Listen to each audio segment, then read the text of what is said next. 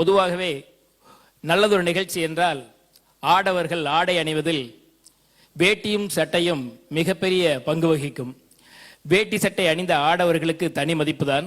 அதிலும் குறிப்பாக ராம்ராஜ் வேட்டி சட்டை அணிந்தால் அதன் மதிப்பு இன்னும் சற்று கூடுதல்.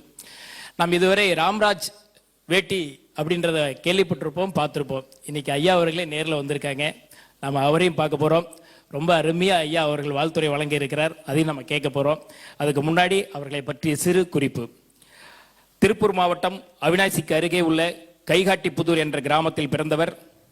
மாற்றி யோசிப்பதே வெற்றிக்கு வழி என்ற சூட்சமத்தை புரிந்து மேற்கத்திய கலாச்சார பாதிப்பால் தொலைந்து போக இருந்த தமிழர் பண்பாட்டின் அடையாளமான வேட்டிக்கு சர்வதேச அளவில் அங்கீகாரத்தையும் மரியாதையையும் பெற்று தந்த பண்பாட்டு காவலர்.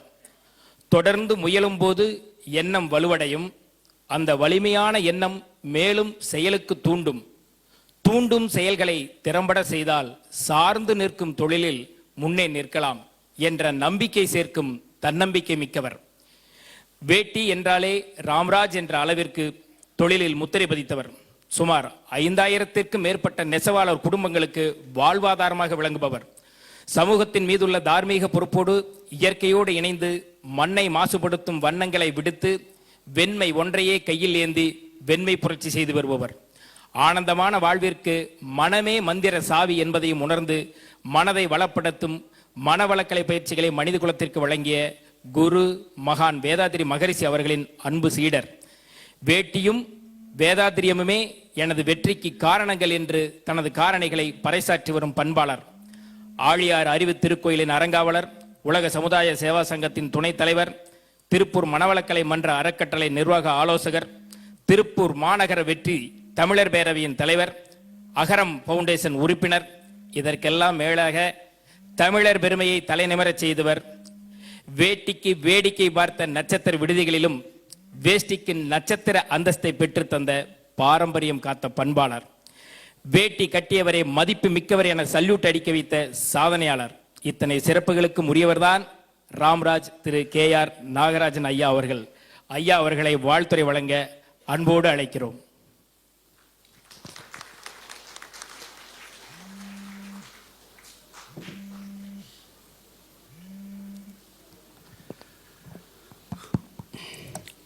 வாழ்க வையகம், வாழ்க வையகம், வாழ்க வளமுடன்.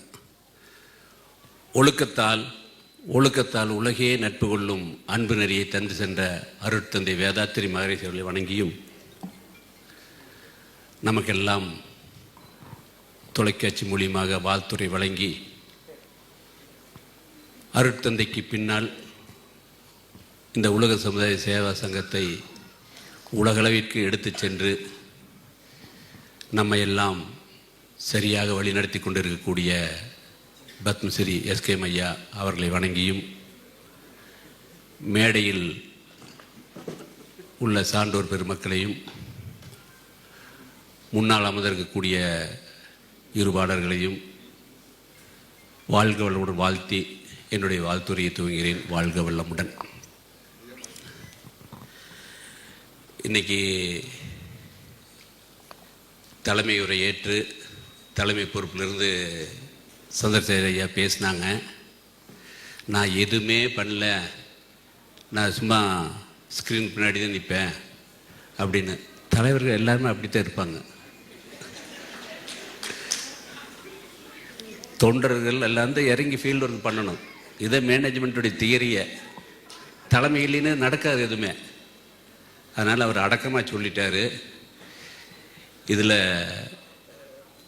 ஒரு சிறப்பு என்ன அப்படின்னா, ஆழியாரில் இன்றைக்கி இவ்வளோ பெரிய அறிவித்திருக்கோயில் நடந்து சாமிஜி வந்து இங்கேருந்து ஒரு பெரிய சேவைன்னு உலகம் முழுவதுக்கு ஒரு பெரிய பெருமையாக இருக்கக்கூடிய இடத்த கொடுத்ததுமே அருட்செல்வர் எண்ணம் ஐயா தான். அவரே இங்கே சென்னிமலையிலும் இடம் கொடுத்துக்கிற தகவல் இன்றைக்கி எங்களுக்கெல்லாம் புதுசாக இருக்குது. அது எங்களுக்கு ரொம்ப மகிழ்ச்சியாக இருக்குது. இதை விட ஒரு முக்கியமான செய்தி சொல்கிறேன். ராமராஜ் எப்போ புகழ் அடைஞ்சது அப்படின்னா, சென்னையில் ஷோரூம் ஆரம்பித்த பின்னாடி தான். அந்த ஷோரூம் இருந்த இடம் வந்து நம்முடைய ஐயா இடம். இப்படி அருட்செல்வர் வந்து எங்கெல்லாம் இடத்த கொடுத்துருக்காருன்னு தெரியல, அப்படியே எல்லா பக்கம் கொடுத்துருக்கிறது ரொம்ப மகிழ்ச்சியாக இருக்குது. ஏன்னா ஏதோ ஒரு லிங்க் இருந்துங்காட்டித்தான் வந்து சாமிஜி திருவான்மியூர்லேருந்து கூடுவாஞ்சேரியிலேருந்து இங்கே வந்து நம்ம கொங்கு நாட்டில் ஆழியாரில் ஆசிரமம் அமைச்சு நம்மளுக்கெல்லாம் இவ்வளோ பெரிய தத்துவத்தை, எளிமையான தத்துவத்தை இயல்பாக எல்லோரும் புரிஞ்சுக்கிற, பாமர மக்கள் புரிஞ்சுக்கிற அளவு கொடுத்து இன்றைக்கி இந்த சென்னிமலையில் மனவளக்கலையை 25 வருஷமாக அறிவித்தூர்கள் கட்டி எல்லா மக்களுக்கும் அந்த பயிற்சியை கொடுத்து ஸ்கூலு காலேஜ் இவங்களுக்கு எல்லாத்துக்கும் கொடுத்து ஒரு மிகப்பெரிய ஒரு நல்ல காரியத்தை பண்ணிகிட்ருக்கிறீங்க. இந்த சென்னிமலை அறிவித்திருக்கோளுக்கு எப்படி 25 வயசோ அதே மாதிரி தான் நான் வந்து மகரிஷிகிட்ட போனதும் அதே 25 வயசு இந்த ஆண்டு. அதனால் சென்னிமலைக்கு வயசு கூட எனக்கும் இந்த அனுபவம் வர்றதுக்கு சேம் இயராக இருக்குது. இதில் சந்திரசேகரையை எப்படி எனக்கு பழக்கம்னா, முதல்ல என்னை ஆழியார் கூட்டிகிட்டு போனது என்னுடைய நண்பர் ஓம் சக்தி மில்ஸ் தண்டபாணின்னு. எனக்கு இந்த சைனஸ் ப்ராப்ளம், அங்கே போனால் சரியாக போகும் அப்படின்ட்டு என்னை கூட்டிகிட்டு போகிறாரு. ஸ்கை சுந்தராஜிட்ட அறிவு லெட்டர் வாங்கிட்டு ஆழியார் போகிறோம். அங்கே போயிட்டு வந்த பின்னாடி தான் ஐயா முதல் அறிவித்திருக்கோயில் காங்கேய ரோட்டில் அமர்ஜோதியில் கட்டினார். 2வது அறிவித்திருக்கோயில் கரும்பாளையத்தில் கட்டினோம். அவர் மூலியமாக தான் சந்திரசேகர் எனக்கு பழக்கமானார். ஒரு கடந்த 25 வருடமாக நாங்கள்லாம் ஒரே வியாபாரமாக இருக்க நல்ல தொடர்பு இருக்கிற போது அவருடைய ஆளுமையை நான் நல்லா புரிஞ்சுருக்கேன். எல்லாத்துக்கூடையும் அந்த இயல்பாக யதார்த்தமாக பேசி இன்றைக்கி இவ்வளோ பெரிய ஒரு அமைப்பை அமைச்சு இந்த அளவுக்கு ஒரு 20 வருஷமாக மக்களுக்கு சேவை பண்ணிகிட்டு இருக்கிறது மிகப்பெரிய பொறுப்பு அவருக்கு இருக்குது. அதுக்கு எல்லாத்தையும் அந்த ஒரு தடவை கைதட்டு கொடுத்து அவருக்கு மகிழ்ச்சி தெரிவிக்கிறோம். அவர் பேசுகிற போது நீங்கள் கவனிச்சிங்களா, எல்லாருமே வந்து இந்த ரோல் இருக்கிறவங்க எல்லாத்தையுமே வந்து உங்களுக்கு ஒரு ரோல் மாடலாக காமிக்கிறதுக்காகத்தான் கொண்டு வந்து உட்கார வச்சுருக்காரு. இருக்கக்கூடிய அத்தனை பேருமே வந்து மகரிஷிகிட்ட அந்த ஆன்மீக பயிற்சி எடுத்து தொழிலையுமே முன்னாடி வந்து சேவையிலையும் முன்னாடி இருக்கிறாங்க. அப்படின்னா இந்த மனவளக்கலை உள்ளே போனங்காட்டி தான். நாம் சந்திரசேகரை சொல்கிற போது சொன்னார், ஏதோ பணம் சம்பாரிச்சிட்டா நம்மளுக்கெல்லாம் நிம்மதி போயிரு அப்படின்லாம். அப்படியெல்லாம் இல்லைங்க. பணம் ஏழைக்கு யாராவது நிம்மதி இருக்குதுன்னு கேட்டு பாருங்க, இருக்காது. நிம்மதிங்கிறது எந்த கடையில் விற்கிறது இல்லை, விலைக்கு போய் வாங்க முடியாது. அது ஏழையாக இருந்தாலும் சரி, பணக்காராக இருந்தாலும் சரி, ஏபிசி மிடில் கிளாஸாக இருந்தாலும் எல்லாத்துக்கும் பிரச்சனை மன நிம்மதி தான். இப்போ எனக்கு இதில் பார்க்குற போது ஆண்களை விட பெண்கள், ஆண்கள்லாம் வேட்டி கட்டிக்கு அதை விட சந்தோஷம், பெண்கள் இவ்வளோ பேர் வந்து அதை விட மிகப்பெரிய சந்தோஷமாக இருக்குது. ஏன்னா தனி மனித அமைதி, குடும்ப அமைதி அப்படின்னு மகரிஷி சொல்லியிருக்கு. அதுதான் உலக அமைதிக்கு போகிறது. குடும்ப அமைதிக்கு மிகப்பெரிய பொறுப்பு பெண்களுக்கு இருக்குது. நீங்கள் பெண்கள் இருக்கிறதுனால ஒரு கதையை சொல்லுறேன். ஒரு அம்மா அந்த ஊரில் இருக்கிற துறவிகிட்ட போய், இது மாதிரி எங்கள் வீட்டுக்காரர் வந்து என்கிட்ட சொன்னபடியே கேட்குறதில்ல, எதை சொன்னாலுமே அவர் பாட்டுக்கு பண்ணிகிட்ருக்காரு, அவர் நான் சொல்கிறதெல்லாம் கேட்க வைக்கணுங்க, அதுக்கு என்ன பண்ணுறது அப்படின்னு போய் அந்த துறவிகிட்ட கேட்டாங்களாம்மா. அவர் ஒன்றும் பிரச்சனை இல்லைம்மா, சிங்கத்தில் இருக்கிற ஒரு முடியை கொண்டு வா, நான் மந்திரிச்சு தர்றேன் சொன்ன வீட்டுக்காரர் சொன்னபடி எல்லாம் கேட்பார் அப்படின்னு சொன்னோம்லாமா. அப்படிங்களா, ஒன்றும் பிரச்சனை இல்லைன்ட்டு அந்த அம்மா கேட்டு வந்துடுச்சு. அடுத்த நாள் காலையில் காட்டுக்கு போய் சிங்கத்தை தேடி பார்ப்போம். சிங்கத்தில் கோகக்குள்ள சிங்கம் இருந்திருக்கு. போகணுன்னு அது குறம் அப்படின்னோன்னே அந்த அம்மா பயந்து ஓடியாந்துடுச்சு. ஒரு 2-3 நாளாக போய் பார்த்துருக்குது, பக்கத்தில் போக முடியல. அப்புறம் யோசனை பார்த்துருக்குது, சிங்கத்தை எப்படி சரி பண்ணுறது அப்படின்னு. கடையிலேருந்து கொஞ்சம் மாமிசமெல்லாம் வாங்கிட்டு போய் முதல்ல கொஞ்சம் தூரம் வச்சுருக்குது. அப்புறம் அது வந்து சாப்பிட்டு போயிருக்குது. அப்புறம் கொஞ்சம் பக்கத்து வச்சு இப்படியே பழகி ஒரு மாதத்தில் சிங்கத்துக்கு அந்த அம்மாவுக்கு நல்லா ரிலேஷன்ஷிப் டெவலப் ஆகிடுச்சு. போய் அப்படி நீவி கொடுத்து ஒரு முடியை கொடுத்து எடுத்துகிட்டு வந்துடுச்சு. உடனே சாமிஜிகிட்ட வந்து துறவிகிட்ட கொடுக்குறாப்புல, ஐயா நான் போய் அந்த சிங்கத்துக்கு முடியை எடுத்துகிட்டு வந்துட்டேன் அப்படின்னு அந்த துறவிகிட்ட அந்த முடியை கொடுக்குறாங்க. அவர் மேலே பார்க்குறாரு. பார்த்துட்டு நடுவில் ஓம் நடந்துட்டு இருக்குது. அந்த தீயில் போட்டார். அந்த அம்மா பதறது, சாமி என்ன இப்படி பண்ணி போட்டீங்க, நான் 1 மாதம் கஷ்டப்பட்டு அந்த சிங்கத்தை சரி பண்ணி அந்த முடி எடுத்து படாத பாட்டு போயிட்டேன், நீ இப்படி கொண்டு எனக்கு எதோ மந்திச்சு தரேன்னு சொன்னீங்க, இப்படி பண்ணி போட்டீங்களே அப்படின்னாப்புல. துறவி ரொம்ப சாந்தமாக சுமூத்தாக சொன்னாராம்மா, அம்மா காட்டில் வாழக்கூடிய சிங்கத்தையே 1 மாதம் முன்னாலும் சரி பண்ண முடிஞ்சதுன்னா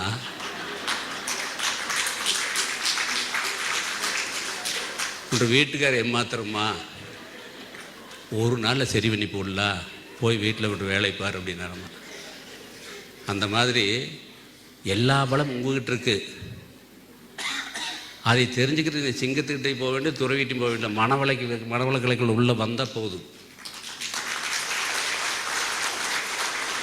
உங்களை சுற்றி பின்னாடி ஒளிவட்டமே சுற்ற ஆரம்பிச்சிரு.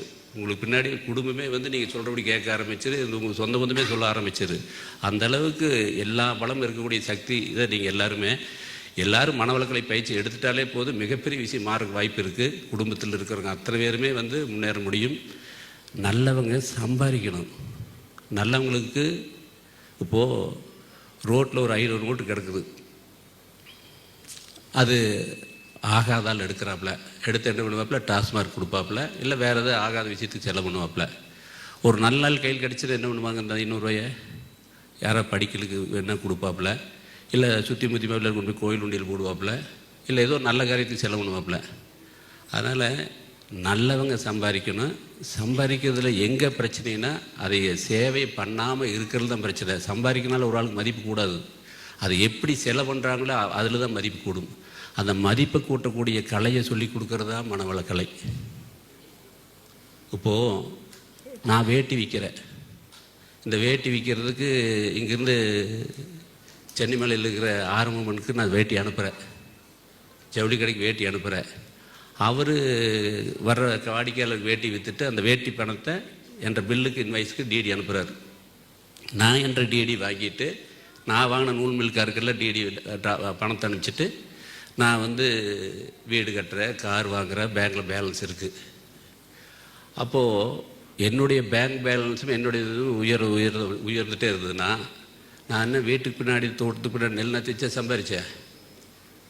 சம்பாரித்த பணம் அத்தனையுமே இந்த சமுதாயத்திலேருந்து வந்த பணம்.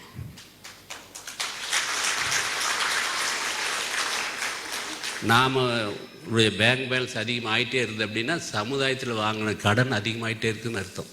இது நல்லா புரிஞ்சுக்குங்க. நாம் எல்லாம் பணக்காரன்னு சொல்கிறோம், அப்படி இல்லை. யாரெல்லாம் பணம் அதிகமாக வச்சுருக்கீங்களோ அதெல்லாம் கடன்காராக இருக்குன்னு சமுதாயத்தில் வாங்கின கடன்காரனாக இருக்குன்னு அர்த்தம். இப்போது மாதம் சம்பளம் வாங்குகிறோம். சம்பளம் வாங்கணுன்னு என்ன பண்ணுவோம், நம்ம வீட்டு செலவு முதல்ல பண்ணுமோ, வாங்கின கடனை திருப்பி கொடுப்போமா? முதல்ல வாங்கின கடனுக்கு ஒரு தொகையை கட்டி போட்டு இஎம்ஐலாம் கட்டிட்டு தான் நம்ம பட்ஜெட் போடுவோம். அந்த மாதிரி நம்ம சம்பாதிக்கிற பணத்தை முதல்ல சேவைக்கு ஒதுக்குறோம்னா அதுதான் நம்முடைய மிகப்பெரிய சொத்து. இப்போது கடனே வாங்கிட்டு இருந்து அசட் சைடு எதுவுமே இல்லை அப்படின்னா பேலன்ஸ் ஷீட் டேலி ஆகாது.